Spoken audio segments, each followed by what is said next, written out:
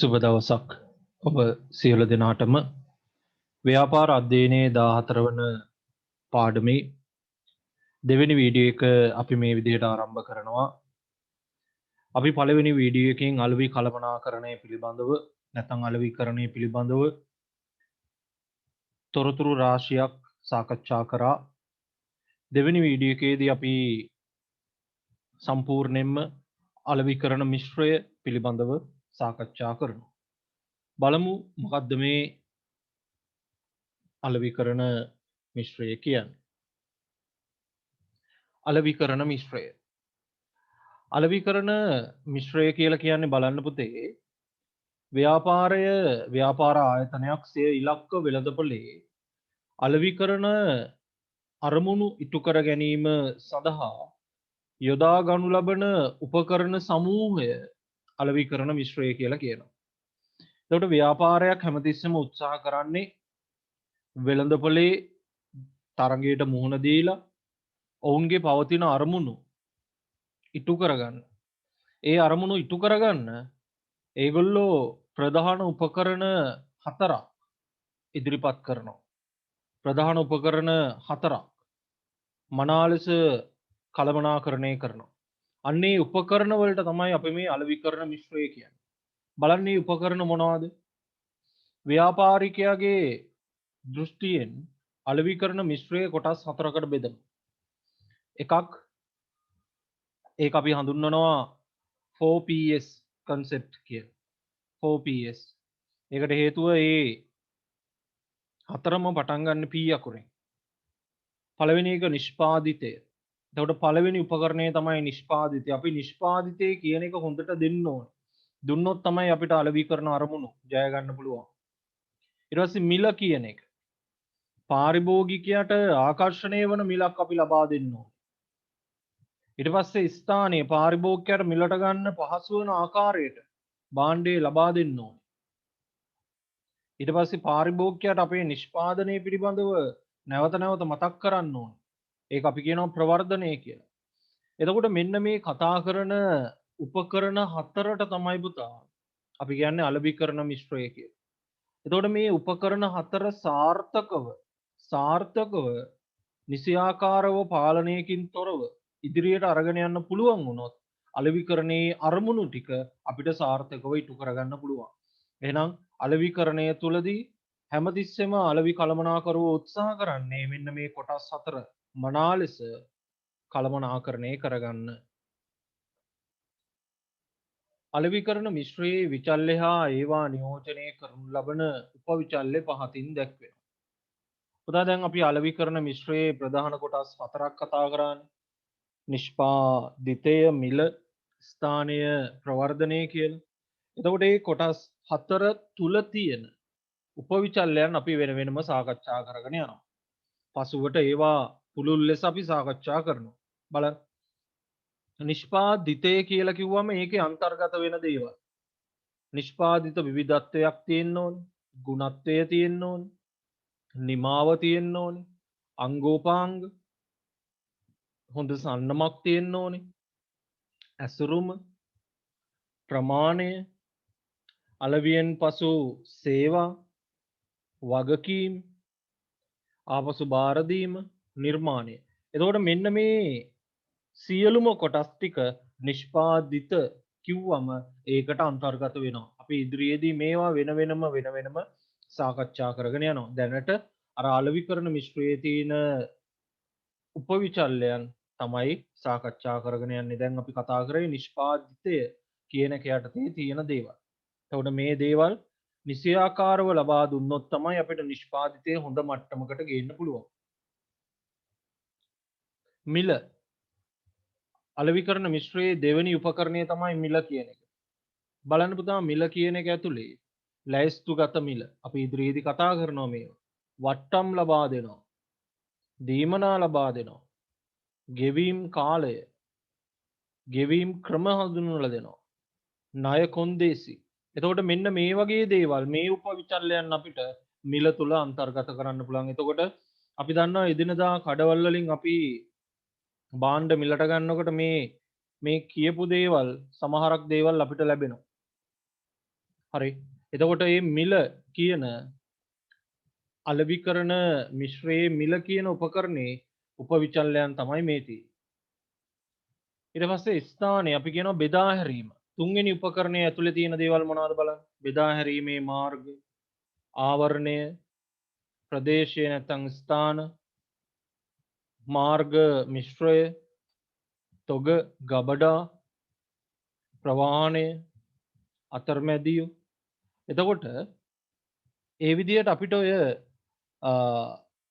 ස්ථානය බෙදා හැරීම කියන උපකරණයේ උපවිචල්යන් මේ විදිහට අපිට දක්වන්න පුළුවන්. අපි මේවත් ඉදිරියේදී සාකච්ඡා කරනවා.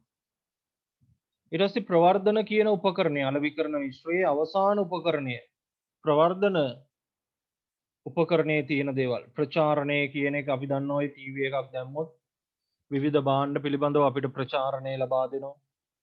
විකුණුම් ප්‍රවර්ධනය අපි ඉදිරියේදී කතා කරනවා. මහජන සම්බන්ධතා හා ප්‍රසිද්ධිය, පෞද්ගලික අලවිය, ඍජු අලෙවිකරණය, ඔන්න ඕ වගේ දේවල් මනා ලෙස නිසියාකාරව කළමනාකරණය කරගත්තොත් මේ අලෙවිකරණ මිශ්‍රයේ අන්තර්ගත ප්‍රවර්ධනය කියන එක සාර්ථකව අපිට ඉදිරියට ගෙන යන්න පුළුවන්. ව්‍යාපාරිකයාගේ දෘෂ්ටියෙන් සේවා සඳහාද අලෙවිකරණ මිශ්‍රයක් දකින්න පුළුවන්. උදා අපි දැන් අර කලින් කතා කරානේ නිෂ්පාදිත මිල ස්ථාන ප්‍රවර්ධනය කියලා කොටස් හතරක්. ඒ කොටස් හතර තමයි භාණ්ඩ අලෙවිකරණ මිශ්‍රයට වැටෙන්නේ. එතකොට සේවා අලෙවිකරණ මිශ්‍රය. සේවා අලෙවිකරණ මිශ්‍රයට හතක් තියෙනවා කොටස්. අපි අර කතා කරපු කොටස් හතරට අමතරව තව කොටස් තුනක් එකතු වෙනවා සේවාවන් අලෙවිකරනකොට. බලන්න. එය භාණ්ඩ අලෙවිකරණ මිශ්‍රයට අමතරව තවත් විචල්්‍ය තුනක් ඇතුළත්ව විචල්්‍ය හතකින් සමන්විතයි. එතකොට භාණ්ඩ අලෙවිකරණ මිශ්‍රයට තියෙන්නේ කොටස් හතරයි. මොනවාද? නිෂ්පාදිත මිල ස්ථාන ප්‍රවර්ධනය කියන්නේ. හැබැයි සේවා අලෙවිකරණය කියලා කිව්වම භාණ්ඩ වලට වඩා වෙනස්නේ සේවා. එතකොට සේවා අලෙවිකරනකොට ඒ වලට හොඳ ආකාරයෙන් ඒ සේවා අලෙවිකරණ මිශ්‍රය සකස් කරගන්න තව කොටස් තුනක් එකතු වෙනවා. මොනවද බලන්නේ කොටස් තුන? මිනිස්සු. එතකොට සේවාව සපයන මිනිස්සු පිළිබඳ. අසි ක්‍රියාවලිය පිළිබඳ. භෞතික වටපිටාව. එතකොට අර අපි කතා කරපු කොටස් හතරට අමතරව සේවා අලෙවිකරණ මිශ්‍රයට මිනිසුන්, ක්‍රියාවලිය, භෞතික වටපිටාව කියලා තව කොටස් තුනක් අන්තර්ගත වෙනවා. නැත්නම් තව උපකරණ තුනක් අන්තර්ගත වෙනවා සේවා අලෙවිකරණ මිශ්‍රයට.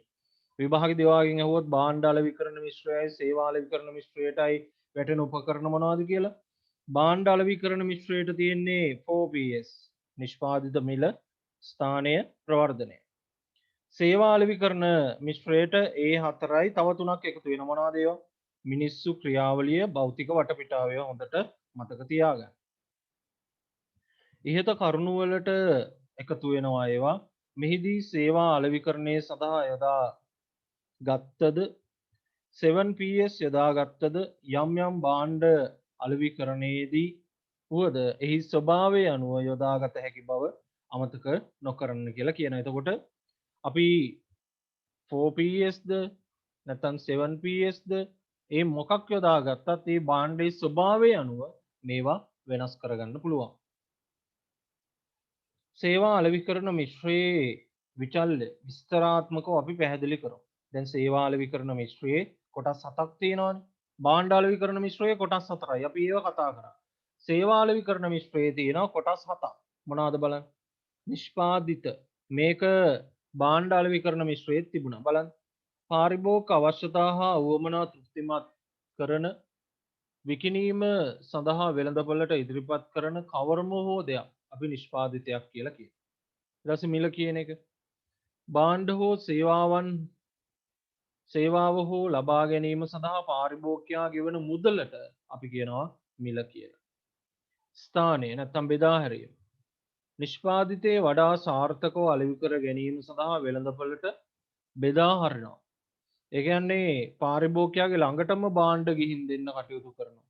ඒක තමයි මේ ස්ථාන බෙදා හැරීම කියන උපකරණයට වැටෙන්නේ. ප්‍රවර්ධනය කියන එක බලන්න.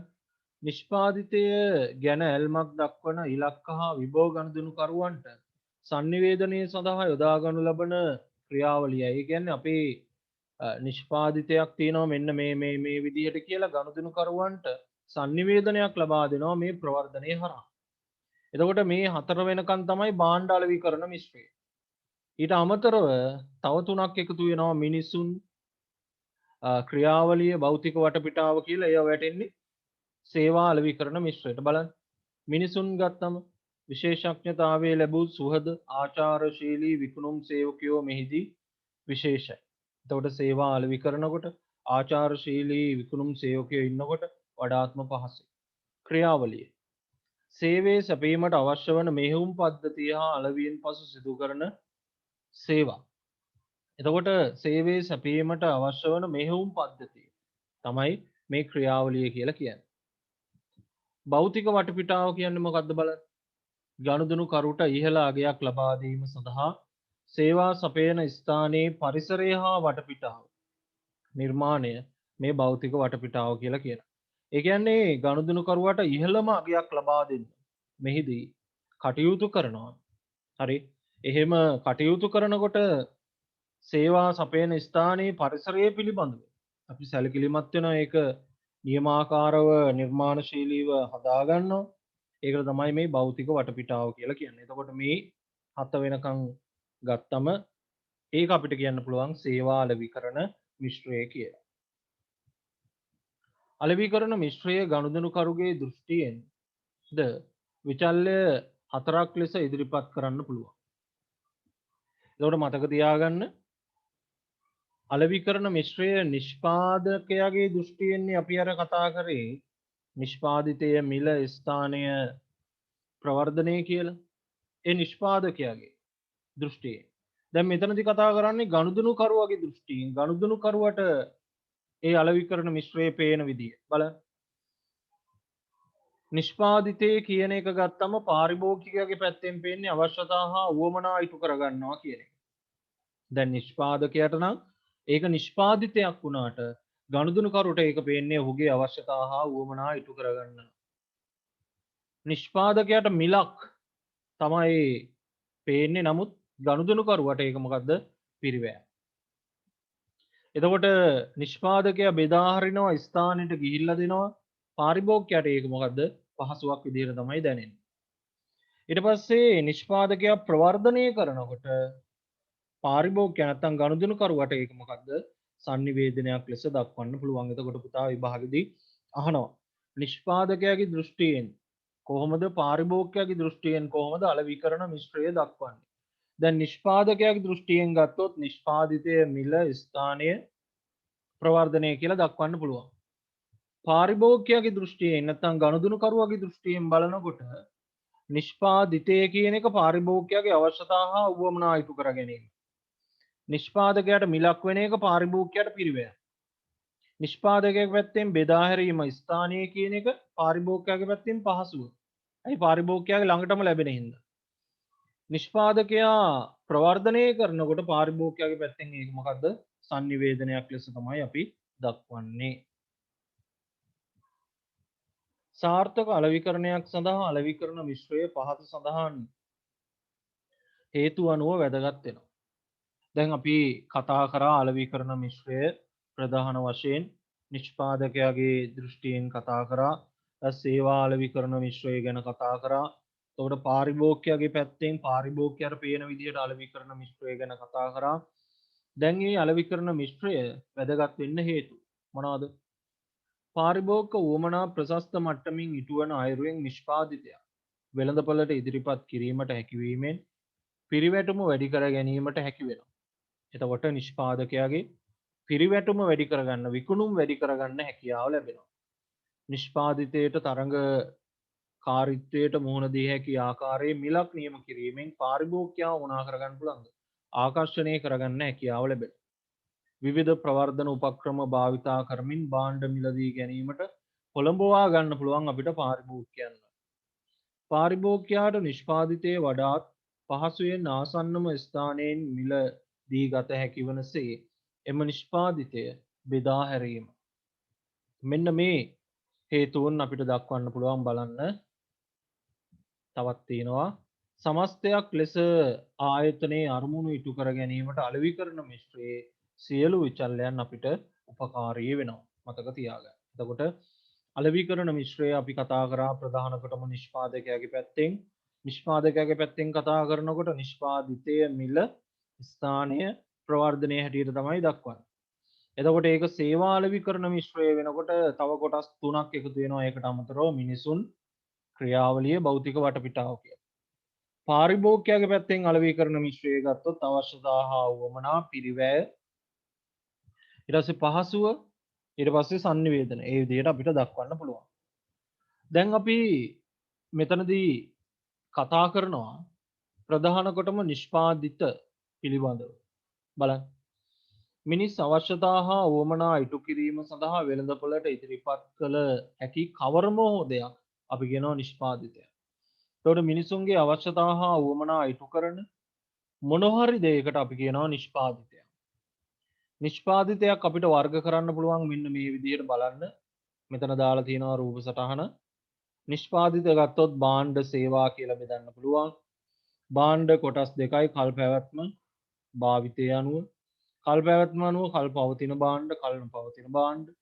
කල් පවතින භාණ්ඩ ඉඩම් ගොඩනැගිලි රූපවාහිනී පරිගණක වගේ දේවල්.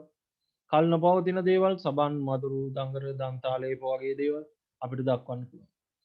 මේ භාවිතය අනුව භාණ්ඩ ගත්තම භාවිතය අනුව කොටස් දෙකයි පාරිභෝගික භාණ්ඩ කාර්මික භාණ්ඩ. මේ පාරිභෝගික භාණ්ඩ කොටස් හතරකට බෙදනවා. අපි මේවා ඉදිරියේදී කතා කරනවා. පහසු භාණ්ඩ, සාප්පු භාණ්ඩ, විශේෂිත භාණ්ඩ, නොසෙව් භාණ්ඩ කියලා. කාර්මික භාණ්ඩ ගත්තම ද්‍රව්‍ය හා කොටස් ප්‍රාග්ධන අයිතමයන් සැපයුම් හා ව්‍යාපාරික සේවා. ඊට පස්සේ සේවා ගත්තම ව්‍යාපාර සහාය සේවා නැත්නම් උපකාරක සේවා කියලා අපිට කතා කරන්න පුළුවන්. ඒ වගේම ඍජු සේවා කියලා අපිට කතා කරන්න පුළුවන්. මේ උපකාරක සේවා අපි අපේ 12 වසර සිලබස් එකෙත් මේ උපකාරක සේවා ගැන තමයි කතා කරේ. අවසානයේට මතක ඇති බැංකුව ගැන කතා කරා, ආරක්ෂණය, ප්‍රවාහනය, sannivedana පිළිබඳව අපි කතා කරා. ඒ උපකාරක සේවා. ඍජු සේවා ගත්තම නීතිඥ සේවය, විගණන සේවය, වෛද්‍ය සේවය, ආරක්ෂක සේවය වැටෙන්නේ ඍජු සේවා ගණයට. මතක තියාගන්න. පාරිභෝගික භාණ්ඩ මොනවද මේ බලන්න. එදිනදා පාරිභෝජනයට යොදා ගන්න දේවල් තමයි මේ පාරිභෝගික භාණ්ඩ.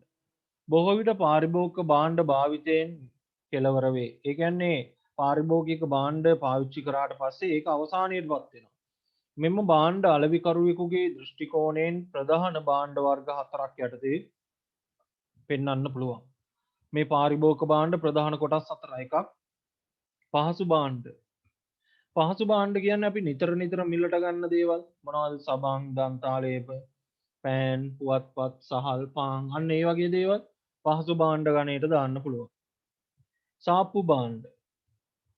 භාණ්ඩවල මිල හා ගුණත්වය සැසඳීමකින් තෝරා ගන්නා භාණ්ඩ සාප්පු භාණ්ඩ වෙනවා.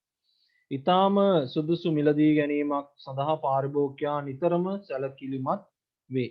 කාලය වැය කර තමයි සාප්පු භාණ්ඩ මිලට ගන්න. උදාහරණ විදුලි උපකරණ මොන හරි ගන්නකොට, ඇඳුම් පැළඳුම් ගන්නකොට, පාවාහන් ගන්නකොට, ගෘහ භාණ්ඩ ගන්නකොට අපි කඩෙන් කඩේට ගිහිල්ලා කාලයක් ගත කරලා තමයි සාප්පු භාණ්ඩ ගන්නෙ. හැබැයි පාසු භාණ්ඩ එහෙම නැහැ. අපි කඩේට ගියා ගත්තා ආවා. එහෙම. විශේෂිත භාණ්ඩ මොනවද බලන්න. යම් භාණ්ඩයක් මිලදී ගැනීමට විශේෂිත උත්සාහයක් දරයි නම් ඒ විශේෂිත භාණ්ඩයක්. ඒ කියන්නේ විශේෂ ආයාසයක් දරනවා. විශේෂ උත්සාහයක් දරලා මිලට ගන්න භාණ්ඩ තමයි විශේෂිත භාණ්ඩ. පාරිභෝගිකයා තෘප්තිමත් වන්නේ මෙම විශේෂිත භාණ්ඩයේ පාරිභෝජනය කිරීමෙන් පමණි. මේවායේ මිල ඉතා ඉහළ විය හැකිය. මොනවද? ස්වර්ණාභරණ, මෝටර රථ, පරිගණක, වෛද්‍ය නිර්දේශ සහිත බෙහෙත් වර්ග. අන්න ඒ වගේ දේවල් අපිට විශේෂිත භාණ්ඩ ගණයට දාන්න පුළුවන්. මොනවද මේ නොසෙව් භාණ්ඩ කියන්නේ? වෙළඳපොලේ විකිණීම සඳහා ඇතිමුත් පාරිභෝගිකයා ඒ පිළිබඳ උනන්දුවක් නොදැක්වීම හෝ ඒ බව නොදන්නා භාණ්ඩ නොසෙව් භාණ්ඩ. ඒ කියන්නේ වෙළඳපොලේ විකුණන්න තියෙනවා. නමුත් පාරිභෝගිකයා ඒ ගැන දන්නේ නැති භාණ්ඩ අපි කියනවා නොසෙව් භාණ්ඩ කියලා. මේවා පොදුවේ දැක්විය නොහැකි අතර පුද්ගලයාගෙන් පුද්ගලයාට නොසෙව් භාණ්ඩ මොනවා වෙන්න පුළුවන්ද? වෙනස් වෙන්න පුළුවන්. සමහර අය ඒ භාණ්ඩ ගැන දැනගෙන ඉන්න පුළුවන්. සමහර අය දන්නේ නැති වෙන්න පුළුවන්. ජීවිත රක්ෂණ ඔප්පු වර්ග, අලුත් පොත්පත්, ඔය නවකතා වගේ දේවල් අපිට නොසෙව් භාණ්ඩ ගණයට දාන්න පුළුවන්. කාර්මික භාණ්ඩ. දැන් අපි පාරිභෝගික භාණ්ඩ හතරක් කතා කරානේ. කාර්මික භාණ්ඩ නැත්නම් ව්‍යාපාරික භාණ්ඩ කියලා කියනවා. මොනවද මේ? වෙනත් භාණ්ඩ නිපදවීම සඳහා යොදා ගන්නා භාණ්ඩ තමයි පුතා මේ කාර්මික භාණ්ඩ කියන්නේ. භාණ්ඩ නිෂ්පාදනය කිරීමට කාර්මික භාණ්ඩ මිලදී ගන්නේ බොහෝ විට ව්‍යාපාරිකයන් බැවින් මේවාට ව්‍යාපාරික භාණ්ඩ කියලා කියනවා. ඒ කියන්නේ මේ කාර්මික භාණ්ඩ ගන්නෙ පාරිභෝගිකයෝ නෙමෙයි. ව්‍යාපාරිකයෝ ගන්නෙ. ඒකයි මේවලට ව්‍යාපාරික භාණ්ඩ කියලා කියන්නේ. කාර්මික භාණ්ඩ යොදා නිපදවන්නේ පාරිභෝගික භාණ්ඩ විය හැකියි. එතකොට ව්‍යාපාරිකයා මේ කාර්මික භාණ්ඩ අරගෙන ඉවර වෙලා පාරිභෝගික භාණ්ඩ හදලා තමයි පාරිභෝගිකයට ලබා දෙන්නේ. මෙම කාර්මික භාණ්ඩ ප්‍රධාන වශයෙන් කොටස් තුනයි.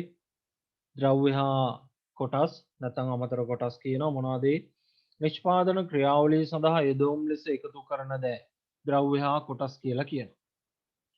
යකඩ, සිමෙන්ති වැනි ගෘහ නිර්මාණ ආශ්‍රිත අමුද්‍රව්‍ය, ටයර්, මෙවලම් වැනි වාහන නිෂ්පාදිත උපාංග අපිට දක්වන්න පුළුවන් ද්‍රව්‍ය හා කොටස් විදියට. ප්‍රාග්ධන ආයිතම කියන්නේ වෙනත් භාණ්ඩ නිෂ්පාදනය කිරීම පිණිස නිෂ්පාදන ක්‍රියාවලියේදී භාවිත වන දිගුකාලීන පැවැත්මක් ඇති නිමි භාණ්ඩ ප්‍රාග්ධන ආයිතම කියලා කියනවා. කර්මාන්ත ශාලා ගොඩනැගිල්ල යන්ත්‍ර සූත්‍ර ටික මේ ප්‍රාග්ධන ආයිතම ගණයට වැටේ. සැපයුම් හා ව්‍යාපාරික සේවා කියන්නේ මොනවද? නිමි භාණ්ඩ නිෂ්පාදනය කිරීමට උපකාර කරගන්නා එහෙත් සාපේක්ෂව කෙටිකාලීන පැවැත්මක් ඇති භාණ්ඩ හා සේවා සැපයුම් හා ව්‍යාපාරික සේවා කියලා කියනවා. මෙහෙයුම් උපකරණ, ලිපි ද්‍රව්‍ය, පැන්සල් හා පෑන්, ඇල්පෙනිති වගේ දේවල් අපිට දක්වන්න පුළුවන්. නඩත්තු සහ අලුත් වැඩියා සේවා, පිරිසිදු කිරීම, අලුත් වැඩියා කිරීම, මූල්‍ය ව්‍යාපාර උපදේශන සේවා, මූල්‍ය සේවාවන් නීති උපදේශක හා කළමනාකරණ උපදේශක සේවා, ප්‍රචාරණය ඒ වගේ දේවල් අපිට දක්වන්න පුළුවන් මේ සැපයුම් හා ව්‍යාපාරික සේවා කියන කොටසට. නිෂ්පාදිත පුළුල් පදනමක් මත අපිට වර්ග කරන්න පුළුවන්. මතක තියාගන්න. නිෂ්පාදිත ගත්තම පුළුල් පදනමක් මත. අතීතයේදී නිෂ්පාදිත භාණ්ඩ හා සේවා ලෙස වර්ග කරනු ලැබුවද වර්තමානයේ පුද්ගල උවමනා සංකීර්ණ වීම නිසා නිෂ්පාදිතවල විවිධ අයිතම එක් වෙමින් පවතින. පුතා අපි අතීතයේ නම් භාණ්ඩ සේවා කියලා තමයි නිෂ්පාදිත බෙදුවේ. නමුත් දැන් වර්තමානයේ වෙනකොට භාණ්ඩ සේවාවලට අමතරව නිෂ්පාදිත පුළුල් පදනමක් මත බෙදා දක්වනවා. අපි බලමු ඒවා මොනවද කියලා. භාණ්ඩ සේවා ඉසව් අත්දැකීම් පුද්ගලයෝ ස්ථාන සංවිධාන දේපල තොරතුරු අදහස්. එතකොට මේ විදිහට අපිට භාණ්ඩ සේවා වලට අමතරව මේ ආකාරයටත් අපිට නිෂ්පාදිත පුළුල් පදනමක් යටතේ වර්ග කරන්න පුළුවන්. දැන් අපි ඒවා එකින් එක කතා කරමු. මොනවද භාණ්ඩ කියන්නේ? මිනිස් වමනා සපුරාලන භෞතික පැවැත්මක්. ඒ කියන්නේ ස්පර්ශ කරන්න පුළුවන් දේවල් තමයි මේ භාණ්ඩ කියන්නේ. ගෘහ භාණ්ඩ, යන්ත්‍රෝපකරණ, ඇඳුම් පැළඳුම් වගේ දේවල්. සේවා. සේවා කියන්නේ මිනිස් වමනා ඉටු කරනු ලබන අස්පෘශ්‍ය දේවල්, අල්ලන්න බැරි දේවල්. එක පාර්ශවයක් තව පාර්ශවයකට සපයන ක්‍රියාකාරකම් හැටියටත් මේවා හඳුන්වනවා. මොනවද? ව්‍යාපාර රක්ෂණ, ව්‍යාපාර බැංකු කටයුතු කිරීම, ව්‍යාපාර ප්‍රවාහන සේවා පවත්වාගෙන යාම. ඒ වගේ දේවල් අපිට මේ සේවා ගණයට දාන්න පුළුවන්. දැන් භාණ්ඩ ස්පර්ශ කරන්න පුළුවන් වුණාට සේවා කියන එක අපිට ස්පර්ශ කරන්න බෑ. අදහස්. වෙළඳපොළට ඉදිරිපත් කරන නිෂ්පාදිත පිළිබඳව නිෂ්පාදකයා තුළ හටගන්නා අලෙවි කළ හැකි ආකාරයේ සිතුවිල්ල අදහසක් කියලා කියනවා. කෑමට පෙර මිනිත්තුවක් අත්සේදීම, ශ්‍රී ලංකා ලිප ගිනි සැපයුම්. ඔය විදියට අපිට දක්වන්න පුළුවන් අදහස් මොන හරි අයිඩියා එකක්. හරි ඒකත් භාණ්ඩයක් විදියට හඳුන්වන්න පුළුවන්. ඉසව් කියන්නේ මොනවද බලන්න. මිනිස් වමනා තෘප්තිමත් කිරීම හා සම්බන්ධ විවිධ අවස්ථා ඉසව් කියලා කියනවා. මොනවද? ඔලිම්පික් ක්‍රීඩා අවුලෙල වාර්ෂික සංදර්ශන, අන්තර්ජාතික වෙළඳ ප්‍රදර්ශන, පොත් ප්‍රදර්ශන වගේ දේවල් අපිට දක්වන්න පුළුවන් ඉසව් ගණයට. පුද්ගලයෝ මේ පුද්ගලයොත් භාණ්ඩ මේ නිෂ්පාදිත ගණයට වැටෙනවා. බලන්න. මිනිස් උවමනා තෘප්තිමත් කිරීම සඳහා ඉදිරිපත් වන සුවිශේෂී හැකියා සහිත පුද්ගලයෝ අපිට නිෂ්පාදිත ගණයට දාන්න පුළුවන්. මිනිසුන්ගේ උවමනා තෘප්තිමත් කිරීම සඳහා ඉදිරිපත් වන සුවිශේෂී හැකියාවන් තියෙන පුද්ගලයෝ මේ විදිහට දක්වන්න පුළුවන්.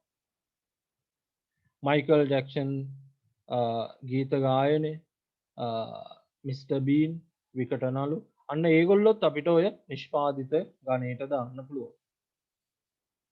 අත්දැකීම් කියන ඒවත් නිෂ්පාදිත ගණයට වැටෙනවා.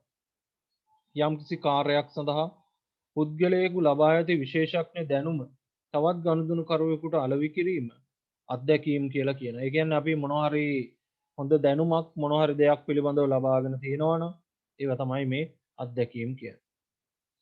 දක්ෂ ක්‍රිකට් ක්‍රීඩකයෙකු ක්‍රිකට් පුහුණුකරුවෙකු ලෙස ක්‍රියා කිරීම, කඳු නැගීම පිළිබඳව අත්දැකීම් ඇති පුද්ගලයෙකු නවක කඳු නගින්නන්ට පුහුණුවක් ලබා දෙන. ඒ විදිහට අපිට දක්වන්න පුළුවන් මේ අත්දැකීම් කියන දේවල්. ස්ථාන කියන එකත් අපිට නිෂ්පාදිත ගණයට දාන්න පුළුවන් මේ හේතු නිසා. බලන්න. පුද්ගලයාගේ උවමනාවන් තෘප්තිමත් කිරීමට හැකි විවිධ තැන් ස්ථාන කියලා කියනවා. සීගිරිය, හුම්මානය, ලෝකාන්තය වගේ දේවල් ඒවත් අපිට නිෂ්පාදිත ගණයට දාන්න පුළුවන්. සංවිධාන මිනිස් උවමනාවන් තෘප්තිමත් කිරීම සඳහා මිනිසුන් විසින්ම ඇති කරගනු ලබන ඒකක බිහි කර ඇති සංවිධාන ඒකක සංවිධාන කියලා කියනවා. මොනවාද බලන්න? කාය වර්ධන සමාජ, රතුකුරුස සංවිධානය, එතකොට YMBA, YMCA, YMHA ක්‍රීඩා සමාජය. ඒ විදිහට අපිට සංවිධාන ගණයට දාන්න පුළුවන්. ඒවත් ওই නිෂ්පාදිත ගණයට වැටෙනවා. දේපල අයිතිය ප්‍රකාශ කරමින් හුවමාරු වන වත්කම් සම්බන්ධ ලියකියවිලි වර්ග මේ යටතේ දක්වන්න පුළුවන්. සාමාන්‍යයෙන් කොටස් බලපත්‍ර, භාණ්ඩාගාර, බිල්පත්, ඉඩම් ඔප්පු වගේ දේවල් අපිට දේපල කියන නිෂ්පාදිතයට අන්තර්ගත කරන්න පුළුවන්. තොරතුරු කියන ඒවා. තොරතුරු කියන ඒවත් නිෂ්පාදිත ගණයට වැටෙනවා. බලන්න. පුද්ගලයන්ට තීරණ ගැනීමට ප්‍රයෝජනවත් වන පරිදි දත්ත සැකසීම මගින් තොරතුරු බිහි වෙනවා. අපි කතා කරනවා තොරතුරු පද්ධති කියන පාඩමේදී. හරි. මේවා පිළිබඳ පුළුල් ලෙස කතා කරනවා. දත්ත සකසලා තමයි තොරතුරු බවට පත් කරගන්නේ. ව්‍යාපාරික කාර්යයේදී වමනා ඉටු කර ගැනීමට තොරතුරු අපි ප්‍රයෝජනයට ගන්න. ඊට පස්සේ අපි එනවා මුලින්ම අලෙවි කරන මිශ්‍රයේ තියෙන පළවෙනි උපකරණය නිෂ්පාදිත මිශ්‍රය කියන එක පිළිබඳව කතා කරන්න. බලන්න නිෂ්පාදිත මිශ්‍රය කියන්නේ මොකක්ද? දැන් අලෙවි කරන මිශ්‍රයේ ප්‍රධාන කොටස් හතරක් තියෙනවා කියලා කිව්වනේ. එකක් නිෂ්පාදිත, මිල, බෙදා හැරීම, නැත්නම් ස්ථාන, ප්‍රවර්ධනය කියන. එතකොට මේ නිෂ්පාදිත කියන උපකරණය තමයි මේ නිෂ්පාදිත මිශ්‍රය කියලා අපි පටන් ගන්න. නිෂ්පාදිත මිශ්‍රය කියලා කියන්නේ බලන්න කිසියම් විකුණුම්කරුවෙකු විකිණීමට ඉදිරිපත් කරන නිෂ්පාදිත කළඹ නිෂ්පාදිත මිශ්‍රය කියලා කියනවා පුතේ. ඒ කියන්නේ මොනවා හරි විකුණුම්කරුවෙක් විකුණන්න වෙළඳපොළට දාන ඔහු සතුව තියෙන නිෂ්පාදිත කළඹට තමයි මේ නිෂ්පාදිත මිශ්‍රය කියලා කියන්නේ. සමහර ආයතන එක් භාණ්ඩ අයිටමයක් පමණක් වෙළඳපොළට ඉදිරිපත් කරන අතර සමහර ආයතන නිෂ්පාදිත කළඹක් වෙළඳපොළට ඉදිරිපත් කරනවා. දැන් මෙලිබන් ආයතනය, මංචි ආයතනය ගත්තොත් ඒගොල්ලෝ නිෂ්පාදිත කළඹක් තමයි ඉදිරිපත් කරන්නේ. එකක් විතරක් නෙමෙයි, බිස්කට් වර්ග රාශියක් ඒගොල්ලෝ හඳුන්වලා දෙනවා. ආයතනයක නිෂ්පාදිත මිශ්‍රය පළලකින්, දිගකින්, ගැඹුරකින් හා සංගත භාවයකින් සමන්විතයි. දැන් අපි මේවා කතා කරමු. නිෂ්පාදිත මිශ්‍රයේ පළල කියන්නේ, දිග කියන්නේ, ගැඹුර කියන්නේ, සංගත භාවය කියන්නේ මොකක්ද කියලා. පළල කියන්නේ ආයතනයේ සතු නිෂ්පාදන පෙළවල් ගණන කොච්චරයිද කියන එක තමයි පළල කියන්නේ. අපි උදාහරණයකින් පැහැදිලි කරගමු. දිග කියන්නේ සියලුම භාණ්ඩ පෙළවල අන්තර්ගත නිෂ්පාදිත ගණන දිග කියලා කියනවා. ගැඹුර කියන්නේ එක නිෂ්පාදිත වර්ගයක් යටතේ ඉදිරිපත් කරන අයිටම සංඛ්‍යාව කොච්චරද? සංගත භාව කියන්නේ භාණ්ඩ වර්ග අතර ඇති සම්බන්ධතාවය තමයි සංගත භාවය කියන්නේ. එතකොට මේ කොටස් හතර අන්තර්ගත වෙනවා නිෂ්පාදිත මිශ්‍රය තුල. බලන්න අපිට මේ විදිහට දැම්මොත් උදාහරණයක්. දැන් මේකේ බලන්න නිෂ්පාදිත මිශ්‍රය තුල පළල කියලා ගත්තොත් එහෙම කිරි පැකට්ටු අයිස්ක්‍රීම් බීම. මෙන්න මේ විදිහට තියෙන කිරි පැකට් අයිස්ක්‍රීම් බීම. ඒක තමයි පළල කියලා කියන්නේ. දිග කියලා කියන්නේ බලන්න කිරි පැකට් දෙකයි වැනිලා චොක්ලට් විදිහට යනවා. හරි. අයිස්ක්‍රීම් වර්ග හතරක් තියෙනවා වැනිලා චොක්ලට් ස්ට්‍රෝබෙරි පළතුරු විදිහට. බීම වර්ග තුනක් යනවා අඹ දොඩම් මිශ්‍ර පළතුරු කියලා. අන්න ඒක තමයි දිග කියලා කියන්නේ. ඉහත බීම පෙළෙහි ප්‍රමාණය තුනකින් යුක්තව නිෂ්පාදිත ඉදිරිපත් කළ ඇති හේයින් එහි ගැඹුර තුනයි. මේ බීම ගත්තොත් එහෙම මිශ්‍ර පළතුරු කියන එක කොටස් තුනකට බෙදලා ඉදිරිපත් කරනවා. ඒක ගැඹුර ලෙස දක්වන්න පුළුවන්. සංගත භාවය. මේකේ දකින්න පුළුවන් සංගත භාවයක් ඇත කියලා තියෙනවා. ඒ කියන්නේ ඉහත සියලුම නිෂ්පාදිත අතර කිරි පැකට්ටු හා බීම යන ඒවා පාන වර්ග ලෙස අපිට දක්වන්න පුළුවන්. එතකොට කිරි පැකට්ටු කියන එකත් පාන වර්ගයක්, බීම වර්ග කියන එකත් පාන වර්ගයක්. එතකොට ඒගොල්ලෝ එකිනෙකට සම්බන්ධතාවයක් දකින්න පුළුවන්. නිෂ්පාදිත මට්ටම්. දැන් අපි එදිනදා පාවිච්චි කරන භාණ්ඩ ප්‍රධාන නිෂ්පාදිත මට්ටම් කිහිපයක් පහු කරගෙන තමයි එන්නේ. බලන්න පුතා නිෂ්පාදිත මට්ටම් පහත සඳහන් පරිදි අපිට දක්වන්න පුළුවන්. මුලින්ම හර ප්‍රතිලාභ මට්ටම. පුතා හර ප්‍රතිලාභ මට්ටම කියන්නේ අදාළ භාණ්ඩයෙන් ලැබෙන ප්‍රයෝජනයට තමයි හර ප්‍රතිලාභ කියලා කියන්නේ. බලන්න. මූලික ප්‍රතිලාභ හර ප්‍රතිලාභ ලෙස සැලකෙන මෙම නිෂ්පාදිතයක පළමු මට්ටම. නිෂ්පාදිතයකින් ලබා දෙන ප්‍රධානම ප්‍රයෝජනය තමයි හර ප්‍රතිලාභය. උදාහරණ විදිහට කාබන් පෑනක් ගත්තම ඒක ලියන්න තමයි පාවිච්චි කරන්නේ. ඒක තමයි හර ප්‍රතිලාභය. ඊට පස්සේ මූලික නිෂ්පාදන මට්ටම. මෙය නිෂ්පාදිතයක දෙවන මට්ටමයි. මෙහිදී හර ප්‍රතිලාභයේ මූලික නිෂ්පාදිතයක් බවට පත් වෙනවා.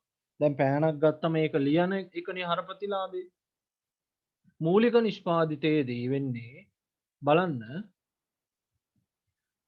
පෑනක් කාබන් කූර සහිත තුඩ කොපුව තීන්ත සහිත බටය ආදීන් සමන්විත වෙනවා. හරි. එතකොට පෑන කාබන් කූර සහිත තුඩ කොපුව තීන්ත සහිත බටය ආදීන් සමන්විතන එක තමයි මූලික නිෂ්පාදන මට්ටම. දැන් හර ප්‍රතිලාභ මට්ටම කියන්නේ පෑන ගත්තොත් ලියනවා කියන එක තමයි හර ප්‍රතිලාභය. එතකොට මූලික නිෂ්පාදන මට්ටමේදී පෑන් තුඩ තියෙනවා, කාබන් තියෙනවා, පෑන් බටේ තියෙනවා ඒ විදිහට. මූලික නිෂ්පාදන මට්ටම. ඊට පස්සේ අපේක්ෂිත නිෂ්පාදන මට්ටම. බලන්න. ගැනුම්කරු අපේක්ෂා කරන අංග ලක්ෂණ සහිතව නිෂ්පාදිතය ඉදිරිපත් කිරීමයි.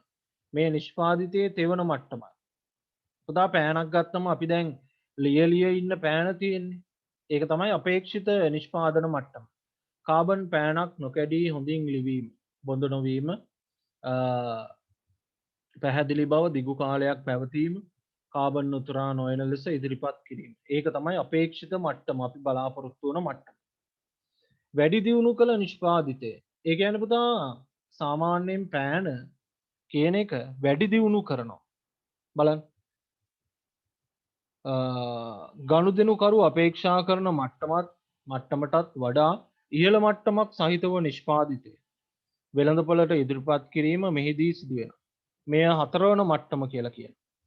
කාබන් පෑන ලියවෙන විට ප්‍රසන්න සුවඳක් වාහනය වෙනවනම් ලියනකොට හොඳ සුවඳක් විහිදෙනවා.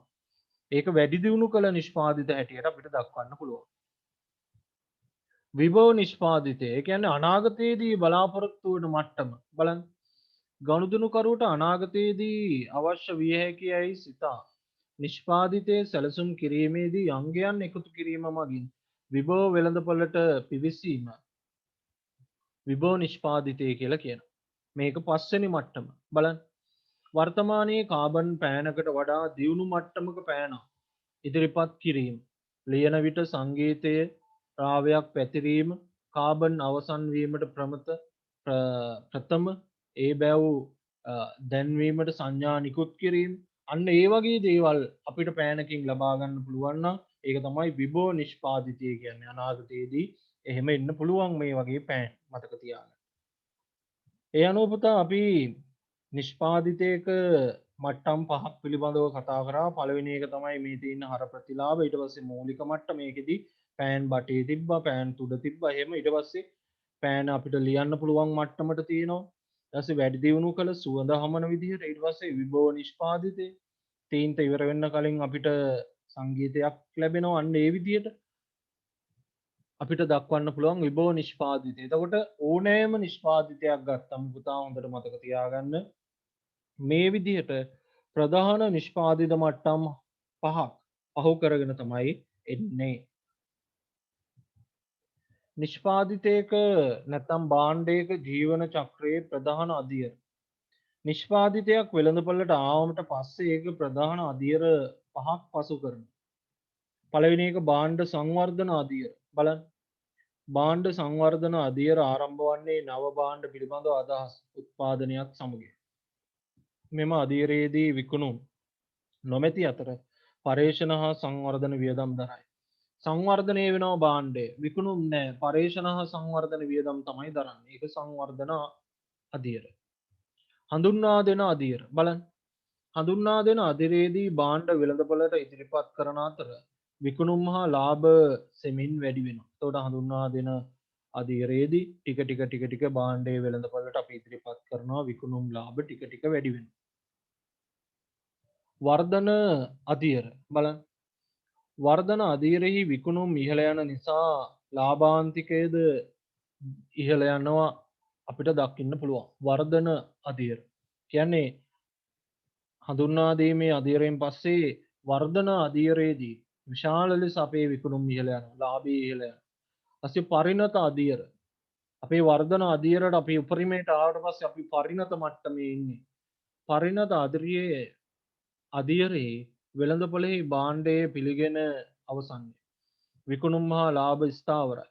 වර්ධනය සෙමින් සිදුවන අතර තරඟයේ ඉහළ යාම නිසා සෙමින් විකුණුම් හා ලාභ අඩුවීම ද අවසාන කාලයේ සිදුවෙන. එතකොට පරිණත අදියරට ආවට පස්සේ අවසාන කාලයේදී ටික ටික විකුණුම් ලාභ අඩු වෙනවා.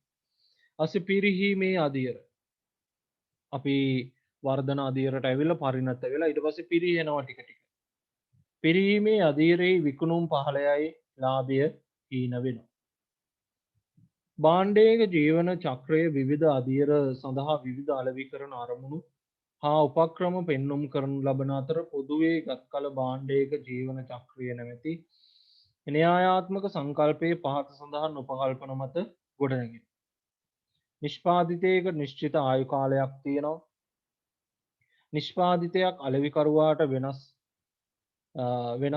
අභියෝග ගෙන දෙන විවිධ අදියර කිහිපයක් පහු කරනවා. භාණ්ඩයක ජීවන චක්‍රයේ විවිධ අදියරවලදී විකුණුම් හා ලාභ වෙනස් වෙනවා. නිෂ්පාදිතයක ගමන් කරන එක් අදියරේ විවිධ ස්වරූප අනුව අලෙවිකරුවා විසින් ඊට අදාළ අලෙවිකරන අරමුණු හා උපාය මාර්ග අනුගමනය කරනවා. දැන් අපි හඳුන්වලා දෙන අදියරේදී භාණ්ඩය හඳුන්වලා දෙන අදියරේදී විවිධ උපක්‍රම, ඊට පස්සේ වර්ධන අදියරේදී විවිධ උපක්‍රම, පරිණත අදියරේදී, ඊට පස්සේ පිරිහෙන අදියරේදී ওই විදිහට විවිධ උපක්‍රම අනුගමනය කරන්න පුළුවන්. බලන්න පුතා මේ විදිහට අපිට භාණ්ඩයක ජීවන චක්‍රයේ දක්වන්න පුළුවන්. මේකේ බලන්න මේ රතු පාටින් දක්වලා තියෙන්නේ ලාභ කියන එක. බලන්න සංවර්ධන අදියරේදී මුලින්ම වෙන්නේ විකුණුම් මේවා මුකුත් නැහැ. ඊට පස්සේ හඳුන්වලා දෙන අදියරේදී විකුණුම් ලාභ ටික ටික තමයි වැඩි වෙන්නේ. ඊපස්සේ වර්ධන අදියරේදී අපි ඉහළටම ගමන් කරනවා. ඊපස්සේ අපි පරිණත මට්ටමට ඇවිල්ලා නැවත ටික විකුණුම් අඩු වෙලා ඊට පස්සේ පිරිහෙන අදියරට ගමන් කරනවා. එතකොට ඕනෑම භාණ්ඩයක් වෙළඳපොලේ ඕගොල්ලෝ පාවිච්චි කරන ඕනෑම භාණ්ඩයක් ගත්තම මේ ආකාරයේ කොටස් පහකින් යුක්තයි. සංවර්ධන අදියරක් තියෙනවා, හඳුන්වා දෙන අදියරක්, වර්ධන අදියරක්, පරිණත අදියරක්, ඊට පස්සේ පිරිහෙන අදියරක් තියෙනවා. හොඳට මතක තියාගන්න. ඊට පස්සේ සන්නම කියන්නේ මොකක්ද? බලන්න. යම්කිසි විකුණුම් කරුවෙකුගේ නිෂ්පාදිත තරඟකාරී නිෂ්පාදිත වලින් වෙන්කොට හඳුනා ගැනීම සඳහා භාවිත කළ හැකි නමක්, වචනයක්, සංකේතයක්, සලකුණක්, මෝස්තරයක් නැතහොත් ඒවායේ සංයෝගයක් සන්නමක් කියලා කියනවා. දැන් අපි දන්නවා ඩයලොග් කිව්වම ඒකේ සන්නම අපි හඳුනනවා. මොබිටෙල් කිව්වම ඒ සන්නම හඳුනනවා. එතකොට මොන හරි භාණ්ඩයක අන්තර්ගත කරලා තියෙන වචනයක් වෙන්න පුළුවන්, නමක් වෙන්න පුළුවන්, සංකේතයක් වෙන්න පුළුවන්, මෝස්තරයක් වෙන්න පුළුවන්.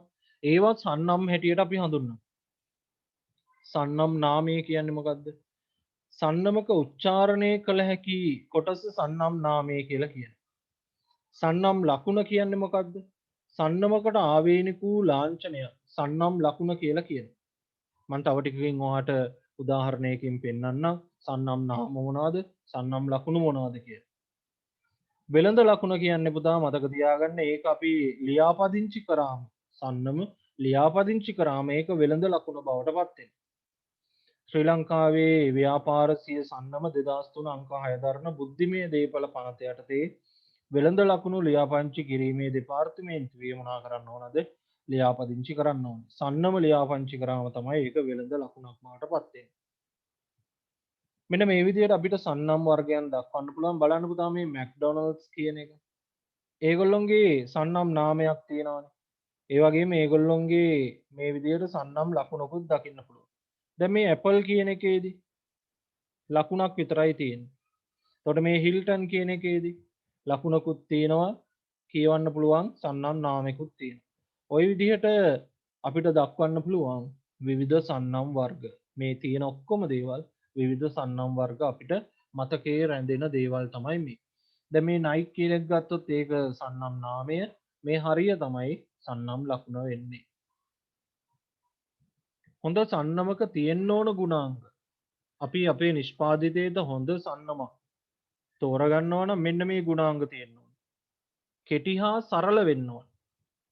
උච්චාරණය හඳුනා ගැනීම සහ මතක තබා ගන්න පහසු වෙන්න ඕන. නිෂ්පාදිතයේ මූලික ගුණාංග ප්‍රයෝජ්‍යතාවය පිළිබඳ අදහසක් එන්න ඕනේ හොඳ සන්නමකින්. පහසුවෙන් වෙනත් භාෂාවකින්ද හඳුන්වන්න පුළුවන් වෙන්න ඕනේ. තරගකරුගේ සන්නම් වලට වඩා වෙනස් වෙන්න ඕනේ. එකම විදිහට දෙන්න බෑ, වෙනස් වෙන්න ඕනේ. කිසියම් සංස්කෘතියක් නියෝජනය වෙන්න ඕනේ. අන්න ඒ විදිහට අපිට හොඳ සන්නමක පවතින ගුණාංග ලෙස දක්වන්න පුළුවන් පුතා. එතකොට හොඳට මතක තියාගන්න. ඔයා ඔයාගේ නිෂ්පාදිතයට මොන හරි සන්නමක් තෝරගන්නවා නම් අනිවාර්යයෙන්ම ඒක කෙටියෙන් සරලව තියෙන්න ඕනේ. විශේෂයෙන්ම උච්චාරණය කරන්න පුළුවන් වෙන්න ඕනේ. අපි දන්නවා සමහර සන්නම් තියෙනවා කියන්න බෑ. ඒකට කියන්න බැරි නිසා මිනිස්සු ඒ භාණ්ඩය වෙළඳපොළට ගිහිල්ලා ඉල්ලන්නේ නැහැ. අන්න ඒ විදිහට දකින්න පුළුවන්. විවිධ සන්නම් වර්ග බලන්න. පෞද්ගලික සන්නම. මොකද මේ පෞද්ගලික සන්නම කියන්නේ? නිෂ්පාදකයා විසින් නිෂ්පාදිත වෙළඳුන්ට අලෙවි කළ පසුව වෙළඳුන් විසින් එම නිෂ්පාදිත සඳහා නිර්මාණය කරගන්නා සන්නම පෞද්ගලික සන්නම කියලා කියනවා. බලන්න අරලිය සීනි, නිපුණ සහල්, අරලිය සහල්, විජය මිරිස් කුඩු අන්න ඒවා මේ පෞද්ගලික සන්නම්. පෞල් සන්නම් කියන්නේ මොනවද බලන්න? යම් නිෂ්පාදන ආයතනයක් එකම සන්නමක් යටතේ භාණ්ඩ පෙළක් ඉදිරිපත් කිරීම. MD නිෂ්පාදන හරිශ්චන්ද්‍ර නිෂ්පාදන ගත්තොත් MD කෝඩියල් ජෑම් මේ විදිහට දකින්න පුළුවන්. හරිශ්චන්ද්‍ර කෝපි පිටි ඒ වගේ දේවල් අපිට දක්වන්න පුළුවන්. පෞල් සන්නම් තමයි ඒ. ජාතික සන්නම් කියන්නේ යම් නිෂ්පාදිතයක් සිය නිෂ්පාදිතයේ සුකීය සන්නම යටතේ වෙළඳපොළට ඉදිරිපත් කරයි නම් එම සන්නම ජාතික සන්නමයි. සිංග කියන එක, කොකා කෝලා කියන එක ගත්තොත් ඒවා වැටෙන්නේ ජාතික සන්නම් වලට. භාණ්ඩ සන්නම් මොනවාද? යම් ආයතනයක් විවිධ නිෂ්පාදිත සඳහා වෙන්වෙන්ව සන්නම් භාවිතා කරනවා නම් ඒවා භාණ්ඩ සන්නම් කියලා කියනවා.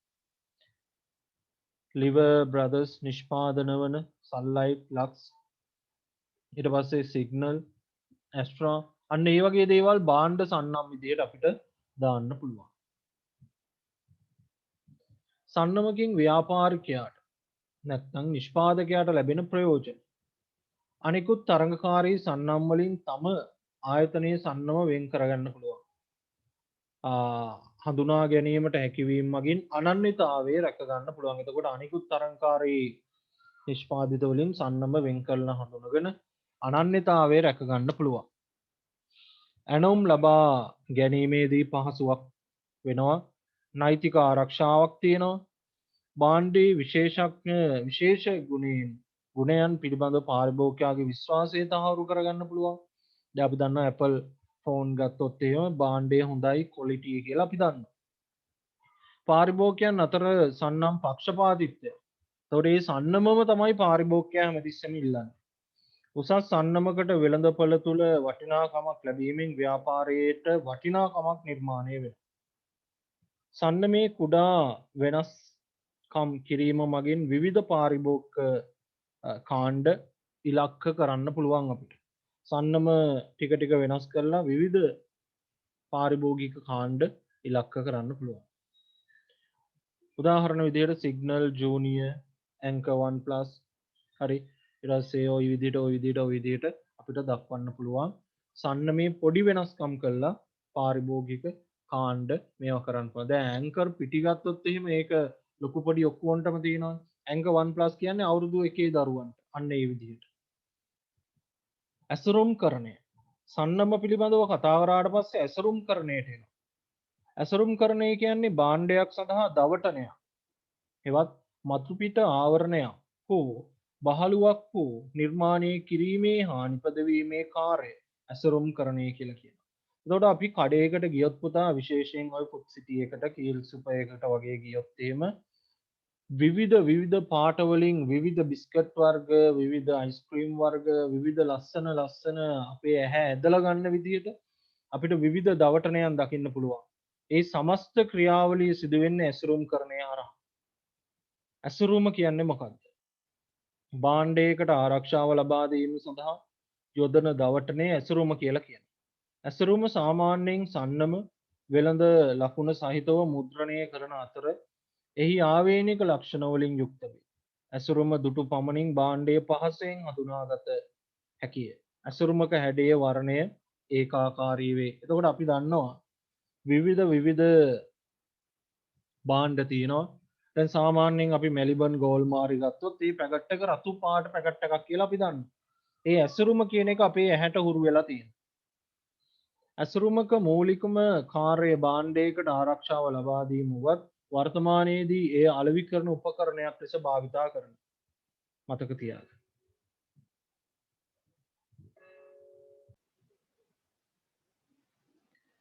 ඊට පස්සේ ඇසුරුම මට්ටම් 3කින් හඳුනා ගන්න පුළුවන්. ඇසුරුමක් ගත්තම ප්‍රධාන මට්ටම් 3ක් නියෝජනය වෙනවා ඇසුරුමක. ප්‍රාථමික ඇසුරුම. ප්‍රාථමික ඇසුරුම කියන්නේ භාණ්ඩයක ප්‍රථම ඇසුරුම. ප්‍රාථමික ඇසුරුමයි. උදාහරණ විදිහට බලන්න කිරිපිටි බහා ඇති පොලිතින් ඇසුරුම දන්තාලේප ටියුබේ අන්න ඒවා තමයි ප්‍රාථමික ඇසුරුම කියන්නේ. ද්විතීයික ඇසුරුම කියන්නේ ප්‍රාථමික ඇසුරුමට පිටතින් නැති වෙනත් ඇසුරුමක් ද්විතීයික ඇසුරුම කියලා කියනවා. ඒ කියන්නේ කිරිපිටි ඇතුළත් පොලිතින් ඇසුරුම බහා ඇති කාඩ්බෝඩ් ඇසුරුම ද්විතීයික ඇසුරුම ලෙස දාන්න පුළුවන්. දන්තාලේප ටියුබේ බහලා තියෙන කාඩ්බෝඩ් ඇසුරුම අපිට ද්විතීයික ඇසුරුමට දාන්න පුළුවන්. ඊට පස්සේ ප්‍රවාහන ඇසුරුම. ඒ කියන්නේ ප්‍රාථමික හා ද්විතීයික ඇසුරුම් සහිත නිෂ්පාදිත තොගයක් ප්‍රවාහනය කිරීමේදී භාවිතා කරන විශාල බහලුම. අපි කියනවා පෙට්ටිවල දාගෙන යන ඒවා තමයි ප්‍රවාහන ඇසුරුම්. කිරිපිටි ඇතුළත් කාඩ්බෝඩ් පෙට්ටි 24ක් බහලු විශාල පෙට්ටියක් දන්තාලේප ටියුබ් පෙට්ටි 120ක් ඇසුරු විශාල පෙට්ටියක් ඒවා මේ ප්‍රවාහන ඇසුරුමට දාන්න පුළුවන්. ඇසුරුමක් සැලසුම් කිරීමේදී සැලකිය යුතු කරුණු ප්‍රධාන කොටම නිෂ්පාදිතයේ ස්වභාවය කැඩෙන බිඳෙනවද දියර වර්ගද ඝන වර්ගද යන බව නශ්‍ය වෙන සුළු බවද කියන පිළිබඳව අපි අවධානය යොමු කරන්න ඕනේ. ඇසුරුමේ නිෂ්පාදිතයට ලැබෙන ප්‍රයෝජන පිළිබඳව අපි සැලකිලිමත් වෙන්න ඕනේ.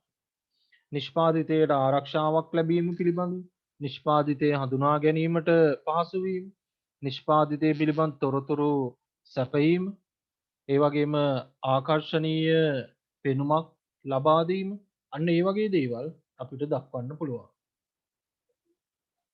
තාක්ෂණික යෝග්‍යතාවය සෞඛ්‍ය ආරක්ෂිත බව රසායනික ද්‍රව්‍ය අඩංගු වී ඇති බව කල් තබා ගත හැකි බව ඇසුරුමේ අංග දිග පළල බර නිෂ්පාදිතයේ හැඩය ප්‍රවාහනයට ඇති පහසුව පිළිබඳව සැලකිලිමත් වෙන්න ඕනේ. වෙළෙන්දාට ඇති පහසුව ඒ කියන්නේ ගබඩාකරණයට ඇති පහසුව ප්‍රදර්ශනයට ඇති පහසුව පාරිභෝගිකයාට ඇති පහසුව පිළිබඳව. ඒ වගේම එයාට තියෙන ප්‍රයෝජන පිළිබඳව සැලකිලිමත් වෙන්න ඕන. තෝරා ගැනීමට, රැගෙන යාමට, වෙනත් ප්‍රයෝජන සඳහා භාවිතා කළ හැකි වීම කියන දේවල් අපිට යනාදී පිළිබඳව සැලකිල්ල දක්වන්න පුළුවන්. පරිසර හිතකාමී බව. ප්‍රතිචක්‍රීකරණය කරන්න පුළුවන් වෙන්න ඕනේ ඇසුරුම. දි รา පත් වෙන එකක් වෙන්න ඕනේ ඇසුරුම. ඇසුරුම සඳහා වැය වෙන පිරිවැය පිළිබඳව අපි සැලකිලිමත් වෙන්න ඕනේ. ඊට පස්සේ ඇසුරුම් කරණයෙන් පස්සේ අපි යනවා ලේබල් කරණය. ලේබල් කරණයේදී මොකක්ද වෙන්නේ බලන්න. නිෂ්පාදිත භාවිතයට පරිහරණයට අවශ්‍ය තොරතුරු ඇසුරුමේ දැක්වීම හෝ පාරිභෝගික ආකර්ෂණය සඳහා ලේබලයක් නිර්මාණය කිරීම හා එයට අදාළ ක්‍රියාවලිය ලේබල් කරණය කියලා කියනවා.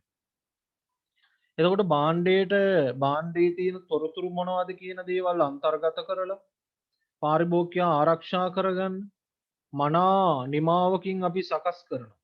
ඒක මේ ලේබල් කරණය ලෙස දක්වන්න පුළුවන්. බලන්න ලේබලය කියන්නේ මොකද්ද?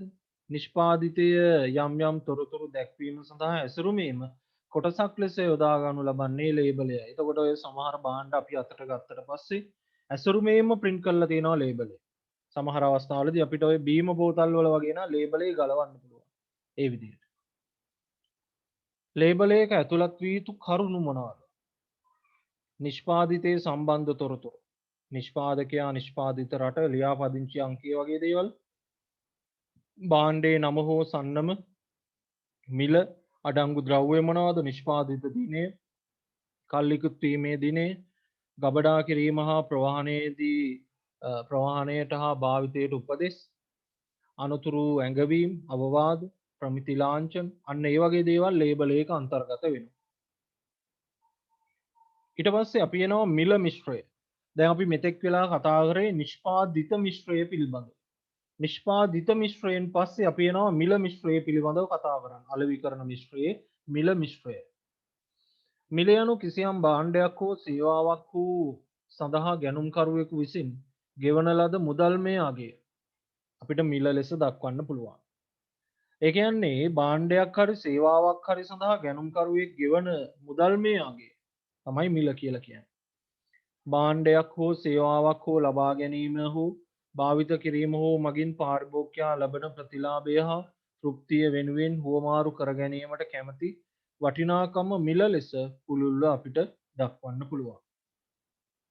මිල නොයෙකුත් නම් වලින් ප්‍රකාශ වෙනවා. කඩකුලිය කියයි, බදු කුලිය කියයි, පොලී කියයි, වාරික කියයි, වැටුප් කියයි. ඒ විදිහට අපිට මිල විවිධ නම් වලින් හඳුන්වන්න පුළුවන්.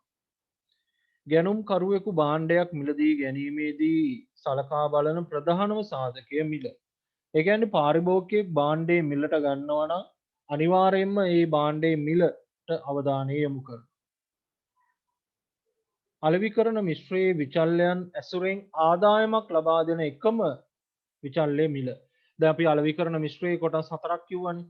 නිෂ්පාදිත මිශ්‍රය, මිල මිශ්‍රය, ප්‍රවාහන නැත්නම් මේ ස්ථාන බෙදා හැරීම් මිශ්‍රය, ප්‍රවර්ධන මිශ්‍රය කියලා. එතකොට ඒ කොටස් හතරෙන් ආදායමක්, ව්‍යාපාරයට ආදායමක් වෙන එකම මිශ්‍රය තමයි මිල මිශ්‍රය කියන්නේ.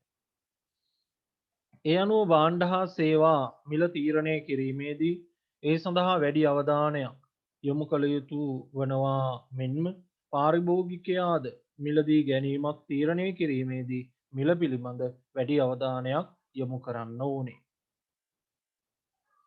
මිල කිරීමේ පරමාර්ථ. ඇයි අපි භාණ්ඩයකට මිලක් නියම කරන්නේ? ඒකට පදනම් වන පරමාර්ථ මොනවද? පළවෙනි එක වෙළඳපොළ තුල රැඳී සිටීම. ඒ කියන්නේ පවතින්න ඕනේ අපි වෙළඳපොලේ. ඒකට අපිට භාණ්ඩයට මිලක් අය කරන්න වෙනවා.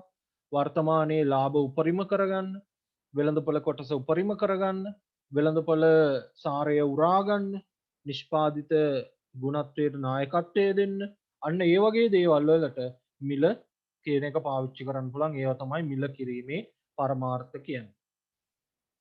මිල කිරීමේදී සලකා බලන සාධක. මොනවා හරි භාණ්ඩයකට මිලක් නියම කරනකොට සලකා බලන සාධක. පළවෙනි එක පිරිවැය. ඒ භාණ්ඩය හදන්න යන පිරිවැය සලකන්න ඕනේ. තරඟකරුවන්ගේ මිල පිළිබඳව සැලකිලිමත් වෙන්න ඕනේ. අපේ භාණ්ඩයට තියෙන ඉල්ලුම පිළිබඳව සැලකිලිමත් වෙන්න ඕනේ. බලන්න පිරිවැය.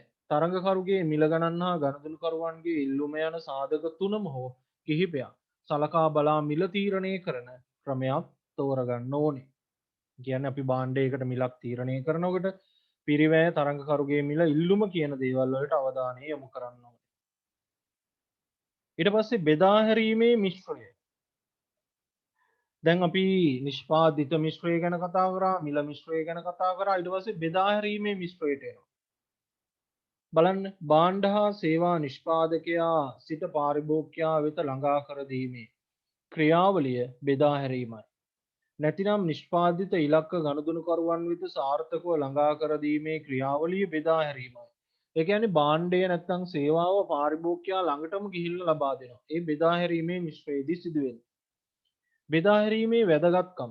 භාණ්ඩ බෙදා හරිනකොට අපිට ලැබෙන වැදගත්කම. පළවෙනි එක බලන්න. පාරිභෝගිකයාට විවිධ නිෂ්පාදිත පාරිභෝජනයට අවස්ථාව ලැබෙනවා. නිෂ්පාදිතයේ ස්වභාවය, වෙළඳපොළ ස්වභාවය, ඉල්ලුම් වැනි සාධක මත බෙදා හැරීම කරන්න පුළුවන්. වෙළඳපොළ ව්‍යාප්තියට පිටුවහලක් වෙනවා. භාණ්ඩේ බෙදා හරිනකොට. නිෂ්පාදිත බෙදා හැරීමේ මාර්ග.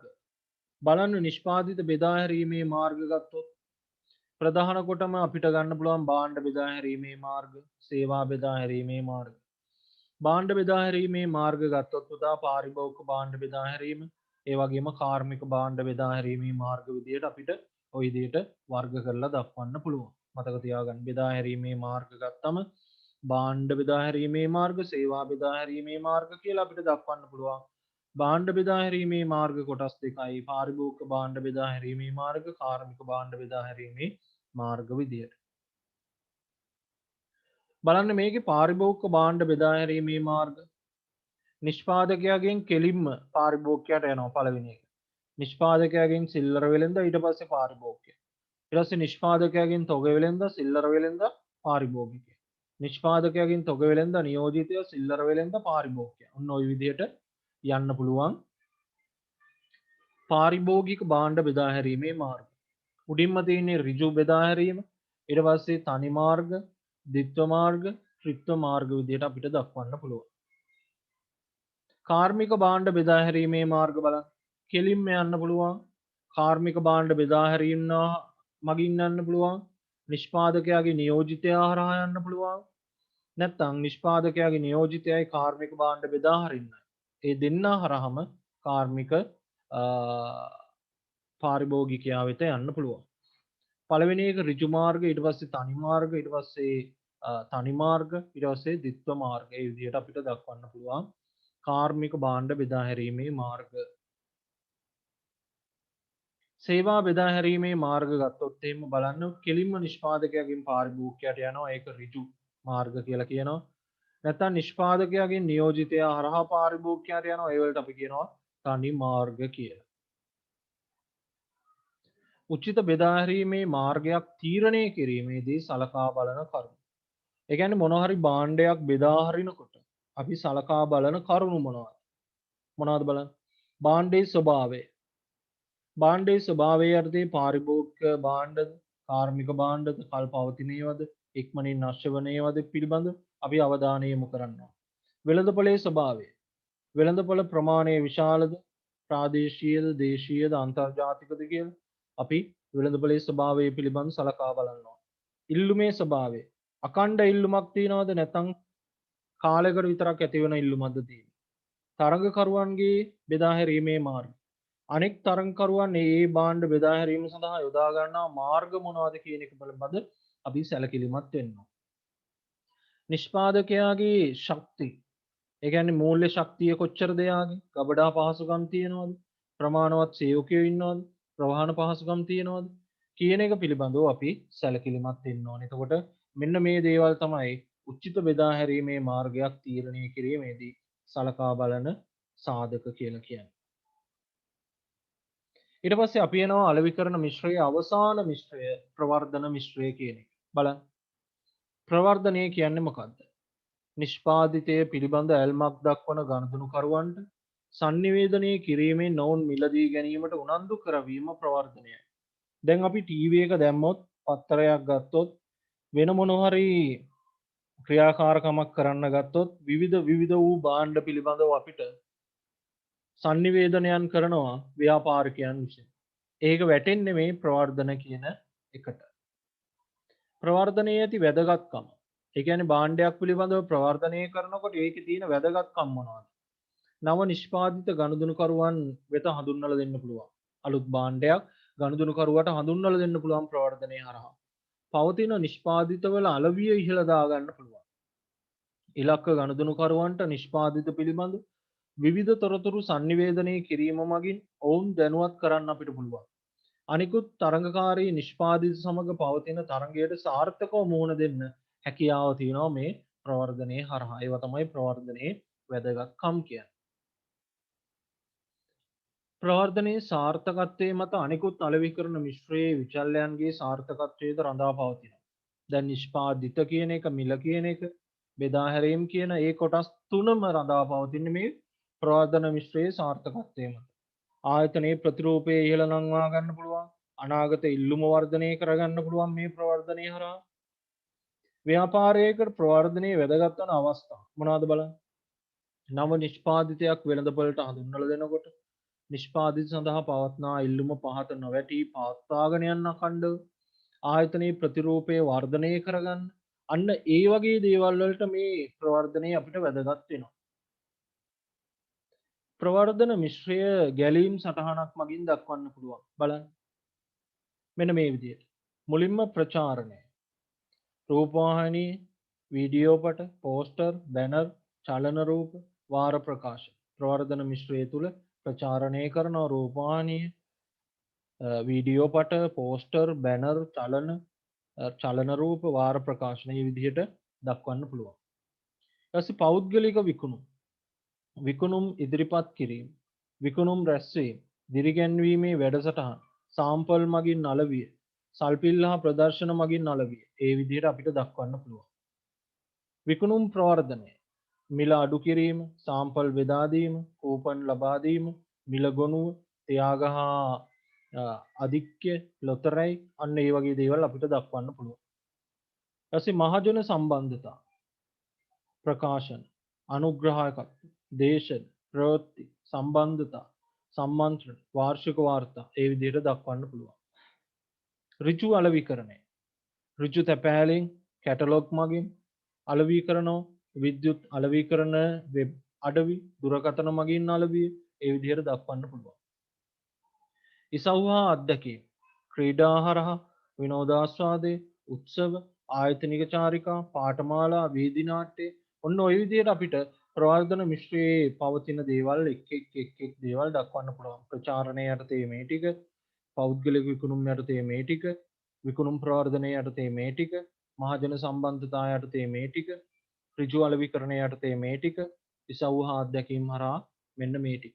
එතකොට මෙන්න මේ කියන කොටස් 6 නිසි ලෙස අපි කළමනාකරණය කරගත්තොත් ප්‍රවර්ධන මිශ්‍රයේ සාර්ථක කරගෙන අපේ භාණ්ඩයේ සාර්ථකව අලෙවි කරගන්න පුළුවන් වෙනවා පාරිභෝගිකයාට. පහත අලෙවිකරණ sannivedana අලෙවිකරණ sannivedana මිශ්‍රයේ ප්‍රධාන ප්‍රවර්ධන උපකරණ මොනවද බලන්න. ප්‍රචාරණය කියන එක. ඒ කියන්නේ අනාගත ඉල්ලුම වර්ධනය කර ගැනීමේ අදහසින් කිසියම් නිෂ්පාදිතයක් පිළිබඳව නිශ්චිත අනුග්‍රාහකයෙක් විසින් පිරිවැයක් දරා අපෞද්ගලිකවම කරනු ලබන තොරතුරු ඉදිරිපත් කිරීම ප්‍රචාරණය කියලා කියනවා. එතකොට අපි ඔය නිවුස් බලනකොට, විවිධ නාට්‍ය බලනකොට විවිධ ඇඩ්වර්ටයිස්මන්ට් යනවා. ඒවා වැටෙන්නේ මේ ප්‍රචාරණයට. ඒ වගේම ඔය පුවත්පත්වල, සංග්‍රහවල විවිධ ඇඩ්වර්ටයිස්මන්ට් යනවා. ඒවා ප්‍රචාරණයට වැටෙනවා. ඊපස්සේ විකුණුම් ප්‍රවර්ධනය මොනවද බලන්න. නිෂ්පාදිත මිලදී ගැනීම සඳහා ඉක්මනින් කොළඹවන කෙටි කාලීන දිරිගැන්වීම උපක්‍රම විකුණුම් ප්‍රවර්ධන කියන. ඒ කියන්නේ කෙටි කාලයකදී පාරිභෝගිකයව පොළඹව ගන්නවා. භාණ්ඩය විකුණ ගන්න. ඒක තමයි විකුණුම් ප්‍රවර්ධන කියන්නේ. පෞද්ගලික විකුණුම්. ඒ කියන්නේ ගනුදෙනුකරුවන් සමග පෞද්ගලිකවම මුණට මුණලා අදහස් සූමාරු කර ගනිමින් මනා සම්බන්ධතා ගොඩනගාගෙන භාණ්ඩ හා සේවා අලෙවි කිරීම පෞද්ගලික විකුණුම්.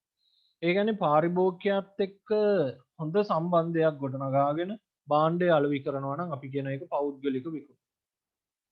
මහජන සම්බන්ධතා. ඒ කියන්නේ ආයතනය හෝ නිෂ්පාදිතය හෝ ප්‍රතිරූපය ආරක්ෂා කර ගැනීමට හා එසේම පවත්වා ගැනීමට හා වර්ධනය කිරීමට ආයතනය හා සම්බන්ධ විවිධ පාර්ශවයන් සමග සම්බන්ධතාවයක් ගොඩනැගීම සඳහා ක්‍රියා කිරීම මහජන සම්බන්ධතා කියලා කියනවා. එතකොට මහජනයත් එක්ක හොඳ සම්බන්ධතා ගොඩනගාගෙන අපේ භාණ්ඩය අලෙවි කරගන්න හරිද කටයුතු කරන්න අපිට හැකියාව තියෙනවා. එතකොට ආයතනයේ ප්‍රතිරූපය ආරක්ෂා කරගන්න පුළුවන්. නිෂ්පාදිත වලට තියෙන ඉල්ලුම ඒ විදිහටම තියාගෙන යෑමේ හැකියාව තියෙනවා මේ මහජන සම්බන්ධතා හරහා. ඍජු අලෙවිකරණය. ඒ කියන්නේ ඉලක්ක පාරිභෝගිකයන් සමග ඍජුවම සංනිවේදනයක් පවත්වා ගනිමින් ඔවුන්ගේ නිෂ්පාදිත මිලදී ගැනීම සඳහා පෙළඹවීම ඍජු අලෙවිකරණය කියලා කියනවා. ඒ කියන්නේ අපේ ඉලක්ක පාරිභෝගිකයා සමග ඍජුව සංනිවේදනයක් ගොඩනගාගෙන භාණ්ඩ අලෙවි කරන්න කටයුතු කරනවා නම් ඒකට අපි කියනවා ඍජු අලෙවිකරණය කියලා. ඉසව් හා අත්දැකීම් මොනවද බලන්න? ආයතනයක අනුග්‍රහය සහිතව ව්‍යාපාර දිනපතා හෝ විශේෂ අවස්ථාවල හෝ සංවිධානාත්මකව කරනු ලබන අන්තර් ක්‍රියාකාරී කටයුතු වැඩසටහන් ඉසව් හා අත්දැකීම් කියලා කියනවා. මේ නිෂ්පාදිත හා සන්නම් පිළිබඳ සුවිශේෂී sannivedana වැඩසටහන් නිර්මාණශීලීව ඉදිරිපත් කෙරේ. මෙහිදී ගනුදෙනුකරුවන් සක්‍රීයව සහභාගී වීමක්ද සිදු විය හැකියි. එතකොට විවිධ ඉසව් හා අත්දැකීම් හරහා අපිට ප්‍රවර්ධනය සිදු කිරීමට හැකියාව තියෙනවා. ක්‍රීඩා තරඟ පවත්වලා සැනකෙළි පවත්වලා ඒ විදිහට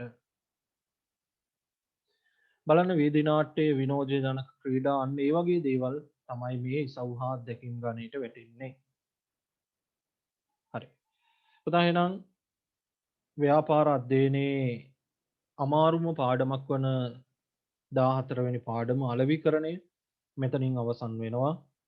අපි ඊට පස්සේ ව්‍යාපාර අධ්‍යයනයේ 15 වෙනි පාඩමේ පළවෙනි වීඩියෝ එකෙන් සම්බන්ධ වෙමු.